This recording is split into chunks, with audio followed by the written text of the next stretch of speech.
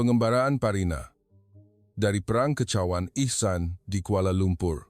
Pada petang yang tua, langit dipenuhi dengan debu dan asap dari kancah perang. Parina, seorang wanita berusia 29 tahun, menyeret beg pakaiannya melintasi sempadan Poland ditemani ibu dan adiknya. Tiada siapa yang berkata-kata, tiada air mata. Hanya keheningan dan ketakutan yang merayap di hati. Dia adalah salah seorang daripada ratusan ribu wanita Ukraine yang terpaksa meninggalkan tanah air kerana bom yang jatuh tanpa memilih sasaran dan kerana impiannya telah diragut bersama bunyi siren pertama pada malam dia tidak dapat tidur. Parina hanya berfikir, asalkan selamat. Dia memilih laluan ke Eropah Barat sebelum mendapat peluang penempatan sementara di Jerman. Namun, apa yang dihadapinya tidak jauh berbeza daripada menjadi orang asing di rumah orang lain.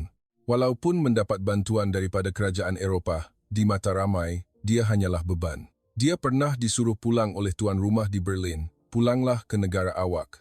Saya hanya membenarkan awak tinggal sementara, bukan menjemput awak untuk membina kehidupan baru di sini. Kata-kata itu umpama pisau yang menghiris hatinya. Dari Jerman, dia berpindah ke Perancis, kemudian ke Amerika Syarikat. Tetapi di mana-mana sahaja penuh dengan peraturan yang rumit dan masyarakat yang terlalu dingin bagi seseorang yang pernah mempunyai keluarga kecil yang hangat di Odessa. Titik perubahan berlaku apabila seorang rakan wanita di kem pelarian sementara menghantar mesej kepadanya. Ramai warga Ukraine pergi dan tidak kembali, bukan kerana tiada wang untuk terbang balik, tetapi kerana di sana ada rumah baru untuk kami. Malaysia, sebuah negara yang tidak pernah dia kenal. Malah di peta pun dia tidak pasti. Parina terdiam selama beberapa hari sebelum memutuskan untuk mengklik video TikTok yang dimuat naik oleh seorang pelarian Ukraine bernama Eva. Dalam video itu, Eva tersenyum di tepi Sungai Klang, memakai baju kurung, memberi senyuman hormat kepada penjual buah-buahan, dan terdapat suara naratif.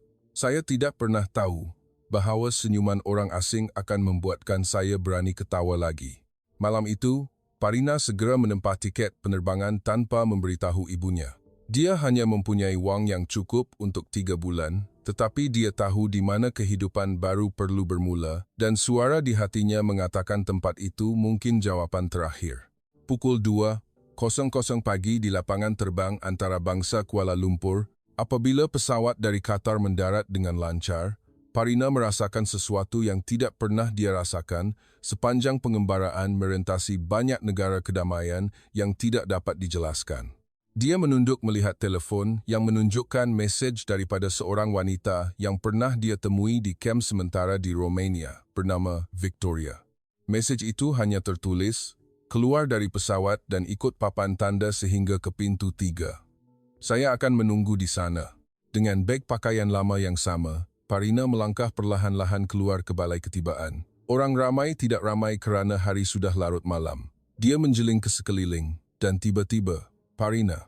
Suara seorang wanita memanggil sambil berlari ke arahnya dan memeluknya erat sehingga dia hampir hilang keseimbangan. Victoria tersenyum lebar, memakai baju T ringkas dan seluar panjang yang kelihatan seperti pakaian harian di Malaysia. Saya gembira awak datang, awak membuat keputusan yang betul, kata Victoria. Kata-kata pertama dari Victoria adalah, selamat kembali ke rumah. Parina terdiam. Rumah? Walaupun ini bukan negaranya, tiada keluarganya, malah tiada status warga negara. Tetapi pandangan mata yang hangat itu membuatnya mula percaya bahawa rumah mungkin tidak memerlukan syarat undang-undang apapun. Sebuah teksi merah putih memecut membawanya ke jalan raya malam di Kuala Lumpur. Victoria tidak henti-henti bercerita tentang kehidupannya di Malaysia. Dia memberitahu bahawa orang Malaysia tidak bertanya dari mana dia datang sebelum tersenyum kepadanya. Dia menceritakan bahawa selepas bekerja membantu sebuah warung kopi kecil di kawasan Bangsar selama beberapa bulan, pemilik warung itu membenarkannya tinggal secara percuma dan mengajarinya bahasa Melayu setiap malam. Orang Malaysia tidak banyak cakap, tetapi mereka sangat membantu. Mereka memberi saya peluang walaupun saya tidak mempunyai apa-apa, katanya. Apabila tiba di sebuah pangsapuri kecil yang disewa oleh Victoria, Parina bertemu dengan 3 lagi wanita Ukraine yang tinggal bersama. Setiap seorang tersenyum dan memberikan lambaian hormat ala Malaysia walaupun tidak fasih berbahasa Melayu. Mereka semua sudah mempunyai pekerjaan. Ada yang menjadi juru teknik kuku, ada yang menterjemah artikel dalam talian, dan ada yang sedang belajar membuat masakan tempatan. Pada malam pertamanya di Malaysia, Parina duduk diam, memandang bumbung dan lampu-lampu Kuala Lumpur yang terang sepanjang malam.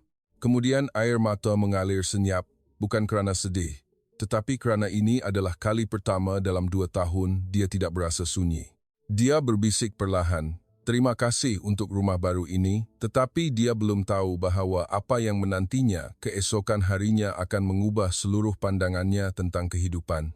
Cahaya matahari pagi memancar melalui langsir nipis bilik sewa. Parina bangun dengan bau yang tidak biasa baginya, bau nasi lemak yang baru dimasak bercampur dengan aroma satai dan sambal belacan. Victoria membuka pintu bilik dan menghulurkan beg plastik kepadanya. Ini nasi lemak dengan ayam goreng. Cubalah. Saya makan setiap pagi.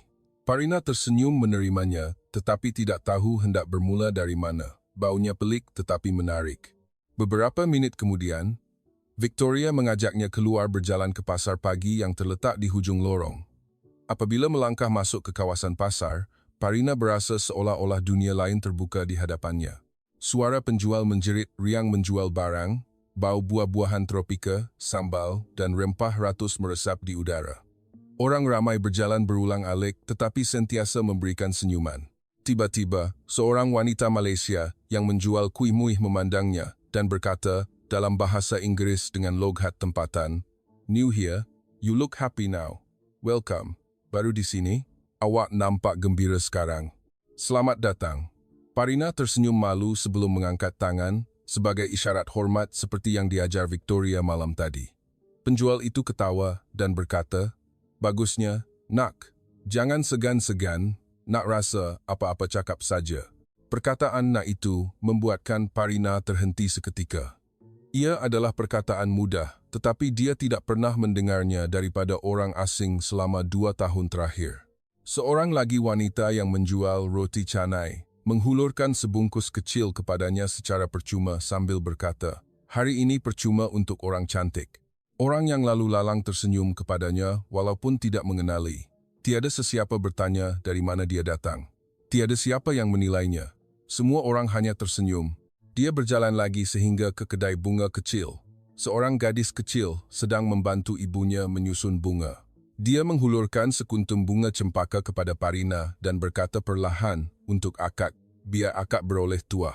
Selepas kembali ke bilik sewa, Parina duduk memandang bunga cempaka yang diberikan oleh kanak-kanak itu. Dia meletakkannya di sebelah katil dan memikirkan orang di pasar tiada siapa yang mengenalinya, tiada siapa yang bertanggung jawab menjaganya, tetapi mereka memberikan kemesraan tanpa ragu-ragu.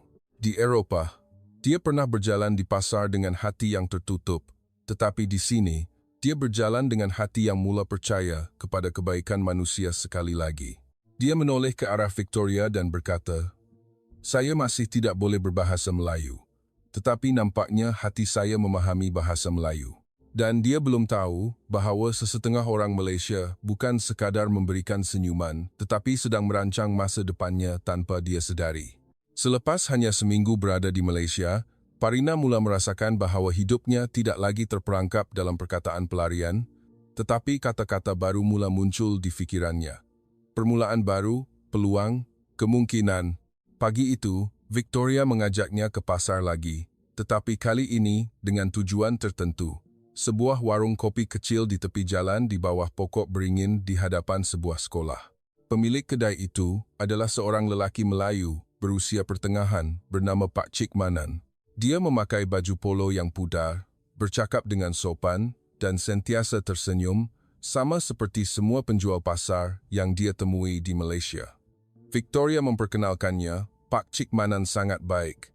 Dia membantu saya ketika saya mula-mula datang ke Malaysia, membenarkan saya berlatih membuat kopi di sini secara percuma.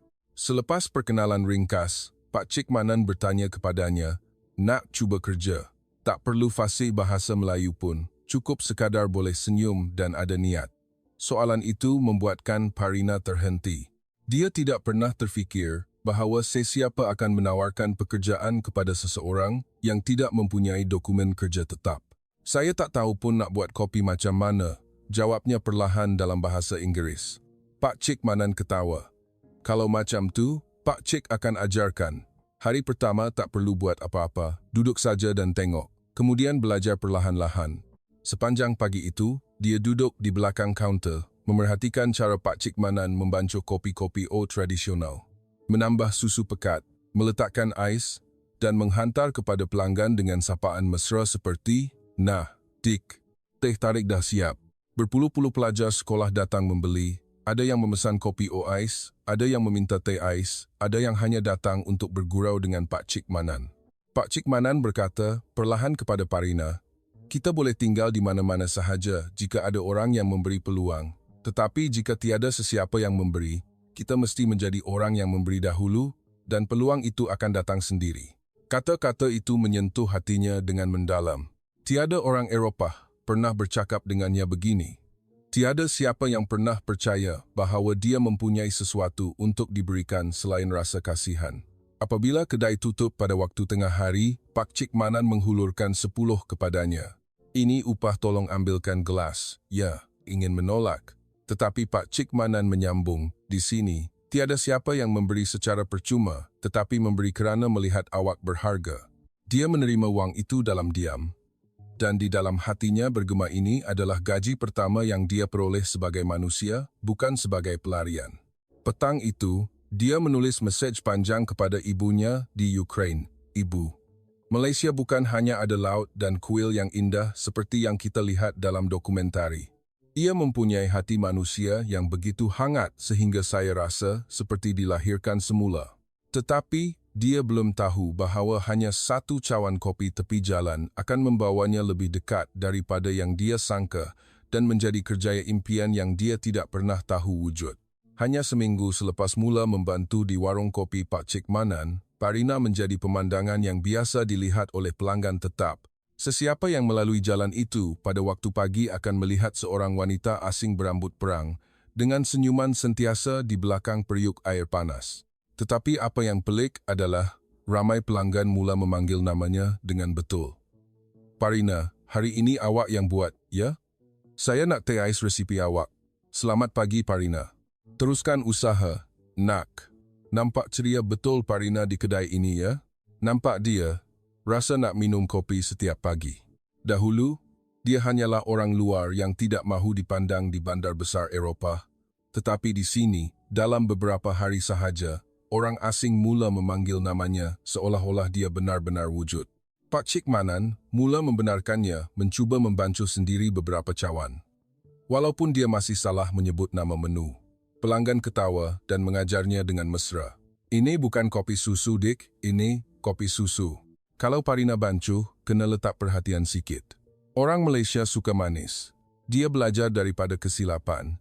Tetapi tiada siapa yang memarahi, tiada siapa yang melabel. Hanya ada perkataan, 'Tak apa, nak,' dan nanti Pak Cik ajarkan, ya." Salah seorang pelanggan tetap adalah seorang guru wanita dari sekolah berdekatan bernama Cikgu Rohana. Suatu hari, Cikgu Rohana memberinya sekeping nota. Di dalamnya tertulis perkataan Melayu ringkas dengan ejaan Rumi, seperti "Terima kasih, nak pesan apa? Nak kurang manis? Cuba cakap satu perkataan setiap hari, nanti boleh berbual dengan pelanggan," kata Cikgu Rohana sambil tersenyum. Parina menerimanya dengan air mata mengalir perlahan tanpa disedari. Dia tidak pernah merasakan bahawa bahasa boleh menjadi jambatan hati seperti ini sebelum ini. Selepas kedai tutup setiap hari, Pak Cik Manan sering mengajarnya petua kecil seperti, "Orang Malaysia tidak semestinya cintakan kopi, nak, tetapi mereka lebih cintakan perasaan yang baik semasa meminumnya. Kalau awak senyum kepada semua orang semasa menghulurkan cawan, mereka akan lebih mengingati awak daripada rasa kopi." Parina mendengar setiap perkataan dan mula menyesuaikan cara membancuhnya. Dia menambah perhatian, menambahkan sentuhan mata, dan yang paling penting, menambahkan hati ke dalam setiap cawan. Dari seorang wanita yang pernah melarikan diri dari bom, mengembara merentasi benua dengan hati yang terluka, hari ini dia mempunyai reputasi kecil di sebuah kaki lima di Kuala Lumpur. Namanya dipanggil dengan senyuman, bukan dengan rasa kasihan, tetapi dengan kasih sayang terhadap dirinya yang sebenar. Dan dia belum tahu bahawa panggilan namanya hari ini akan membawanya kepada impian baru yang dia tidak pernah tahu wujud di dalam hatinya. Pada suatu pagi musim hujan, langit di Kuala Lumpur lebih mendung daripada biasa. Hujan renyai-renyai turun sejak awal pagi. Warung kopi Pak Cik Manan lebih sunyi daripada hari-hari lain. Beberapa pelanggan tetap tidak datang, ada yang singgah sebentar dan bergegas pergi. Parina berdiri membancuh kopi dengan penuh perhatian seperti biasa. Dia sudah mula bercakap Melayu sedikit fasih. Nak kurang manis? Nak tambah apa-apa lagi? Walaupun masih berlohat, semua pelanggan tersenyum apabila mendengarnya. Menjelang tengah hari, seorang lelaki Melayu berusia sekitar 50-an datang dan duduk diam di kerusi di hadapan kedai. Dia memakai kemeja T lama yang pudar, matanya kelihatan letih dan seolah-olah memikul beban berat di hati. Dia hanya memesan kopi hitam tanpa gula. Parina membancuhnya mengikut pesanan dan menghulurkan cawan itu dengan senyuman. Terima kasih. Lelaki itu mengambil cawan tetapi tidak bangun. Dia duduk memerhatikan wap dari kopi itu untuk masa yang lama sebelum mendongak dan bertanya perlahan dalam bahasa Melayu, "Awak orang Ukraine kan?" Parina mengangguk. Dia sudah biasa dengan soalan ini, tetapi tidak pernah berasa bimbang seperti dahulu. Kemudian lelaki itu terdiam seketika sebelum menyambung. Saya pernah tengok berita tentang perang negara awak. Saya rasa hidup awak mesti sangat susah. Dia tersenyum nipis dan menjawab dengan jujur. Ya, tetapi sekarang jauh lebih baik. Dia mengangguk sebelum berkata dengan suara sedikit bergetar. Saya baru kehilangan istri tahun lepas. Sejak itu, saya tak tahu nak bangun buat apa setiap pagi. Parina terdiam. Dia tidak tahu bagaimana untuk menjawab. Bahasa Melayunya tidak cukup baik untuk perbualan yang mendalam seperti ini, tetapi dia dapat merasakan kesakitan yang tidak memerlukan kata-kata. Dia hanya berdiri di situ, memandang matanya dan tersenyum, seperti yang pernah diajar oleh Pak Cik Manan. Lelaki itu menghirup kopi, kemudian berkata perlahan, "Kopi ini sedap, ya, tapi ini bukan hanya kopi." Dia berhenti sebelum mendongak memandangnya lagi. Awak tahu, hanya melihat awak tersenyum setiap pagi, melihat awak berusaha menjalani hidup, walaupun awak melalui perkara yang jauh lebih buruk daripada saya, ia membuatkan saya berfikir. Saya mungkin tidak patut menyerah lagi.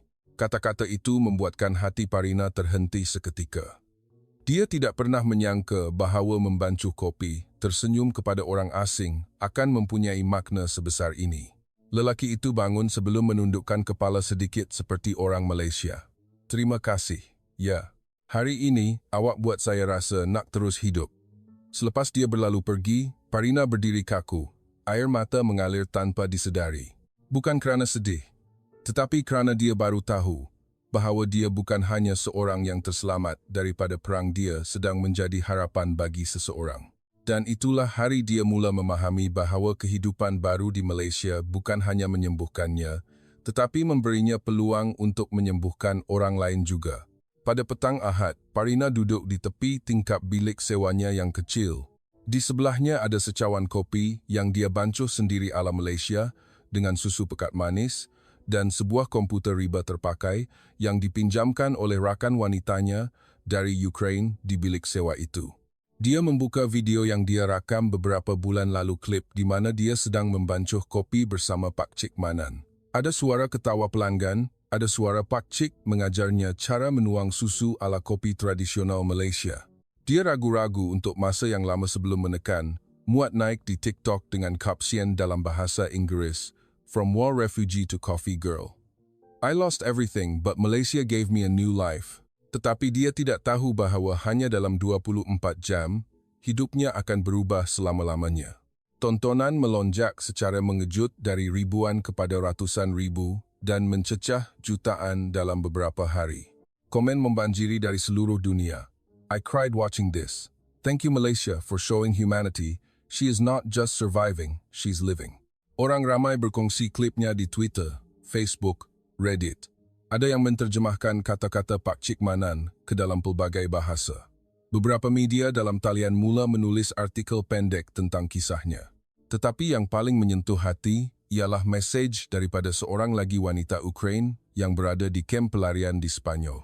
Saya menonton klip awak setiap hari apabila saya rasa ingin menyerah. Terima kasih kerana membuat saya percaya bahawa kita benar-benar boleh bermula semula. Keesokan harinya, Pak Cik Manan membuka telefon bimbit lamanya dan berkata, "Parina, kedai kita dah terkenal, nak. Ramai pelanggan baru datang mencari awak secara khusus. Betul ke awak yang dalam TikTok tu?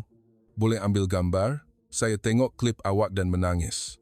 Seorang pelajar asing mengembara dari Pulau Pinang hanya untuk minum secawan kopi daripadanya dan berkata, "Awak buat saya nak belajar bahasa Melayu lebih lagi untuk memahami hati orang di sini."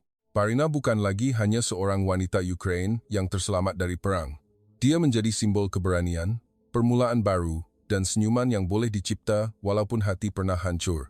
Tetapi lebih daripada segalanya, ialah kebenaran yang baru dia fahami dengan jelas. Perkara kecil dalam hidup kita sentiasa boleh menjadi inspirasi besar kepada seseorang. Dan dari klip kecil itu, dia akan menerima tawaran yang tidak pernah dia impikan daripada seorang lelaki yang telah memerhatikannya secara diam-diam dengan niat yang mungkin mengubah hidupnya sekali lagi. Selepas klip viral TikTok Parina, dia mula dikenali dalam kalangan pengikut yang terpesona dengan kisah inspirasi dan kehidupan sebenar orang biasa. Tetapi apa yang tidak dijangka ialah dia menerima mesej daripada seorang lelaki Melayu yang nampaknya bukan sekadar singgah untuk mengaguminya seperti orang lain. Namanya Rifki, pemilik sebuah kafe kecil bergaya homestead di kawasan Damansara. Mesejnya sangat ringkas. "Awak mempunyai bakat lebih daripada yang awak sangka. Jika awak masih di Kuala Lumpur, sudikah singgah minum kopi di kedai saya?" Dia tidak mengenalinya, tidak tahu sama ada dia ikhlas atau mengharapkan sesuatu, tetapi ada sesuatu dalam mesej itu yang membuatnya berasa tenang. Tidak tergesa-gesa, tidak menggunakan kata-kata berlebihan, tetapi seolah-olah membuka pintu dan menunggunya membuat keputusan sendiri. Keesokan harinya, dia dan Victoria pergi ke kedainya, Ihsan Kopi, sebuah kafe kecil dengan rona kayu yang hangat, mengingatkannya pada rumah lamanya di Ukraine. Rifki adalah seorang lelaki berusia awal 30-an, berpakaian santai, berwajah sederhana tetapi mempunyai pandangan mata yang yakin. Dia menyambutnya dengan sapaan ala Malaysia, kemudian membancuh kopi dan menghulurkannya tanpa berkata apa-apa lagi. "Rasanya macam hati orang yang membancuh," katanya, walaupun tidak pasti sama ada tata bahasanya betul. Tetapi Rifki tersenyum dan menjawab, "Kalau begitu, hati awak membancuh kopi dengan sangat sedap kerana saya dah cuba kopi awak dari klip itu." Selepas perbualan ringkas, dia mengatakan sesuatu yang membuatkan nafasnya terhenti. "Saya ingin membuka kelas kecil yang mengajar kopi kepada pelarian atau warga asing di Malaysia. Bukan untuk perniagaan, tetapi untuk membuat mereka berasa bahawa mereka datang bukan hanya untuk tinggal tetapi untuk hidup yang sebenar. Dan saya mahu awak menjadi tenaga pengajar dalam kelas pertama." Parina terdiam. Dia tidak pernah terfikir bahawa seseorang akan melihat nilainya sejauh ini. Dia hanyalah seorang wanita dari negara yang musnah, tetapi hari ini, seseorang melihat bahawa dia boleh menyampaikan harapan. Victoria menggenggam tangannya perlahan dan berbisik, "Ini mungkin perkara yang awak dilahirkan untuk lakukan." Malam itu, Parina tidak dapat tidur. Dia berjalan keluar ke balkoni, memandang lampu Kuala Lumpur di kejauhan. Tangannya menggenggam sekeping kertas kecil yang Rifki tulis sebelum dia pulang. Orang yang melalui kesakitan mempunyai kuasa yang tidak dimiliki oleh orang biasa. Jika menggunakannya dengan betul, ia akan menjadi cahaya untuk mereka yang tersesat. Dia menangis senyap, tetapi kali ini bukan kerana ketakutan, tetapi kerana hatinya bergetar dengan perkataan peluang, dan dia akan memilih untuk melangkah ke hadapan dengan hati yang bukan sahaja selamat, tetapi bersedia untuk menjadi pemberi. Pada pagi Isnin yang biasa, di kedai Ihsan Kopi, bau kopi harum tercium sebelum sampai ke pintu. Kedai kecil yang dulunya sunyi itu tiba-tiba sibuk secara luar biasa. Ramai pelanggan berjalan masuk dengan senyuman dan ramai yang bukan orang Malaysia. Seorang wanita muda dari Vietnam, seorang lelaki Jerman, seorang gadis Indonesia, dan seorang pemuda dari India duduk berbaris di hadapan bar panjang dengan buku nota di tangan. Persamaan mereka semua adalah mata yang tertumpu kepada Parina. Hari ini adalah hari pertama kelas kopi untuk kehidupan baru yang dianjurkan bersama oleh Rifki dan Parina. Kelas yang tiada yuran, tiada sijil, tiada perkataan pengajar, atau pelajar, hanya orang yang ingin bermula semula dan orang yang pernah melalui titik itu. Parina berdiri di hadapan bar dengan tangan sedikit menggeletar. Dia tidak pernah mengajar sesiapa, tidak pernah menyangka bahawa kehidupannya yang pernah hancur akan menjadi kurikulum. Tetapi apabila dia bertentang mata dengan mereka, dia segera tahu bahawa semua orang memahaminya tanpa menggunakan bahasa yang sama. Kopi Malaysia bukan sekadar minuman, katanya perlahan. Ia adalah alat yang membuat saya boleh tersenyum semula.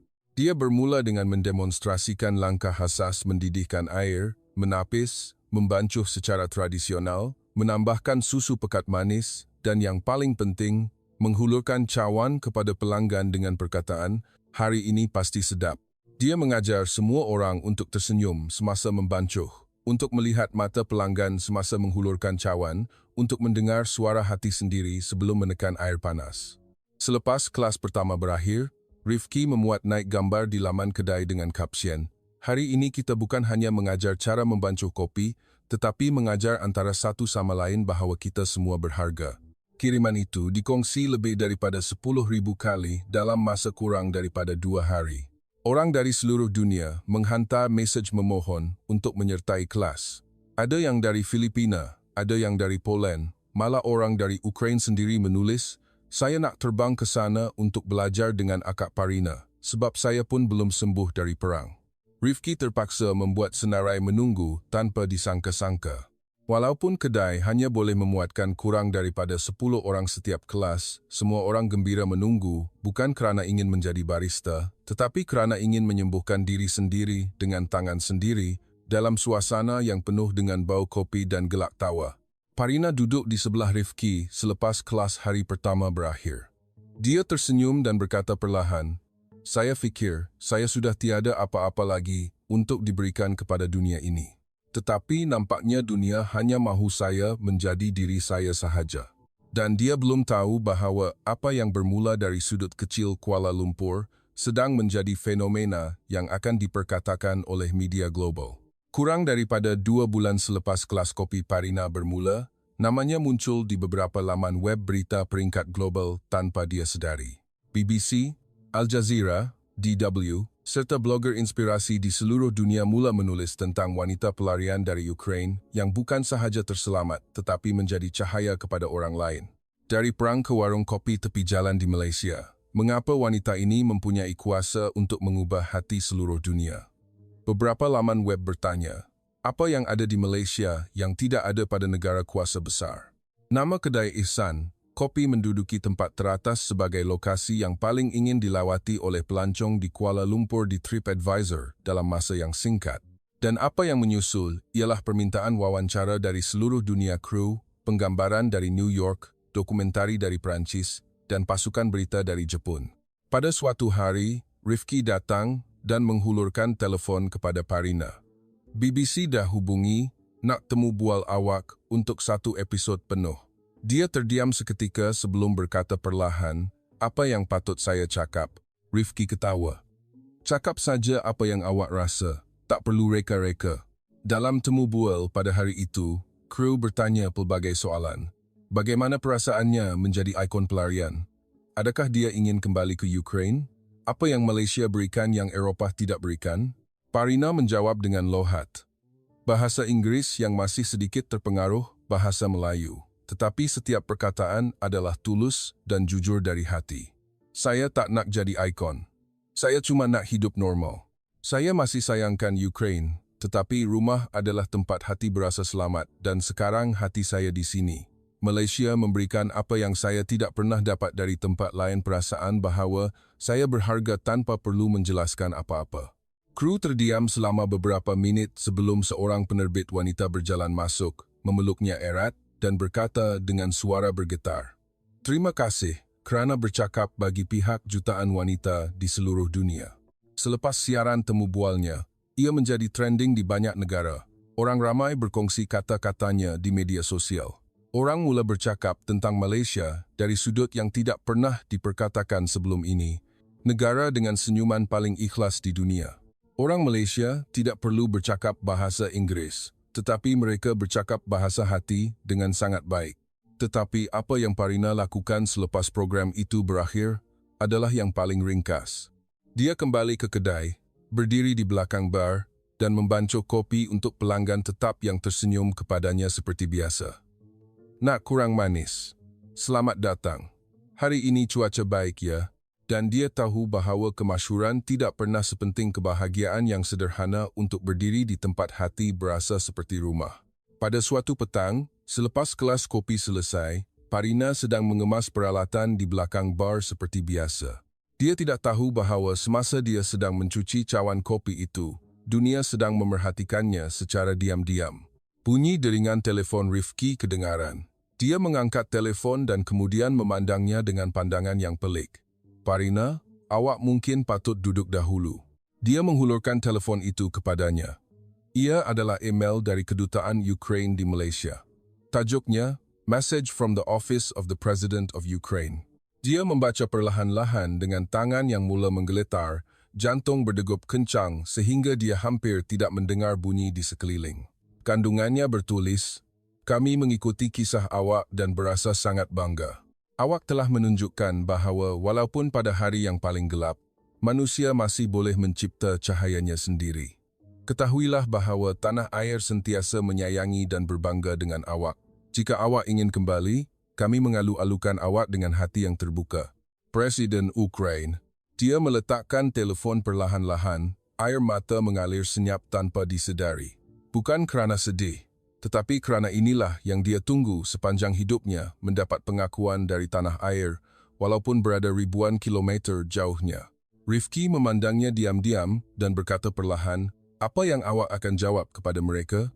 Parina memeluk dirinya erat, menarik nafas dalam-dalam, sebelum mengambil sekeping kertas dan menulis jawapan dengan tulisan tangan yang halus. "Terima kasih dari hati untuk kata-kata indah itu. Saya masih sayangkan Ukraine dan akan menyayanginya selama-lamanya.